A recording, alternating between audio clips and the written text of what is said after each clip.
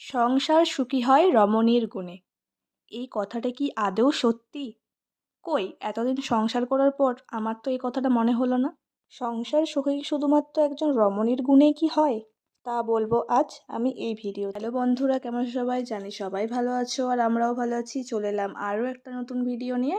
আজ শনিবার, বেলা তখন 8টা, তখন থেকে ভিডিওটা আমি অন করেছি। আজ ছেলে সকালে একটু দেরি করেই উঠেছে, মোটামুটি ওই 8:30 হবে। তো ওকে প্রথমে ঘুম থেকে উঠানোর পর আমি বিছানাটা ভালোভাবে পরিষ্কার করে দিলাম।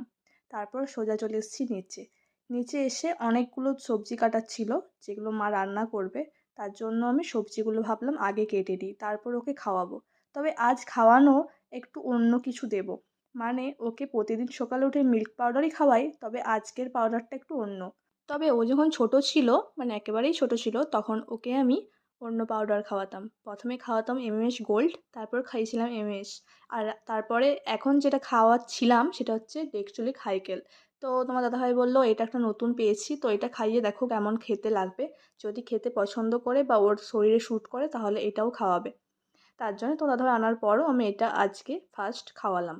আর আজকে রোদ দিয়েছে প্রচুর, মানে 2-3 দিন ধরে ভালোই রোদ দিয়েছে। তার সঙ্গে মা বলছে তাহলে ঘরে যে গমগুলো আছে, তারপর অনেক ডাল আছে, ওগুলো তাহলে রোদে দেওয়া যাক।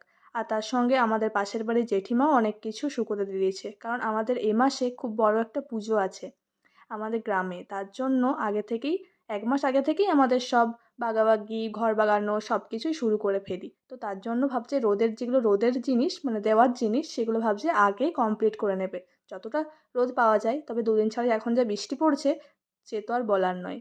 তো মা এইসব কাজ করতে করতে আমি নিজেও খাবারটা খেয়ে নিয়েছিলাম বেলার, আর ছেলেকেও বেলার খাবারটা খাইয়ে দিয়েছিলাম। তারপর আমি যাব স্নান করতে, তার জন্য তাকে আগেই স্নান করে দিয়েছিলাম খাওয়া দাওয়ার পর। তো ওকে বলেছিলাম খাটটার উপর বসে থাক, কিন্তু ও বসে থাকেনি। আমি স্নান টান করে এসে দেখি ও নিচে খেলছে আর দৌড়াদৌড়ি করছে। তা দেখে আমার দিকে তাকিয়ে আবার হাসছে। তো যাই হোক, মায়ের এদিকের অর্ধেক রান্না প্রায় শেষ, আর এদিকে আমার ছেলেকেও তারপর আমি ঘুম পাড়িয়ে দিয়েছিলাম।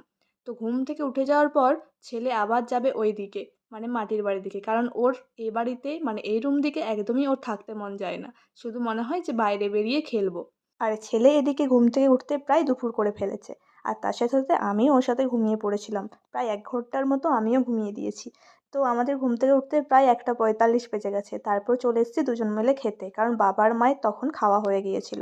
তো আজকে মা অনেক কিছুই রান্না করেছে, যেমন শাক ভাজা, লাউয়ের তরকারি, মাছের রান্না করেছিল আর ডাল। তো এইগুলোই আমরা খেয়ে নিলাম দুজন মিলে।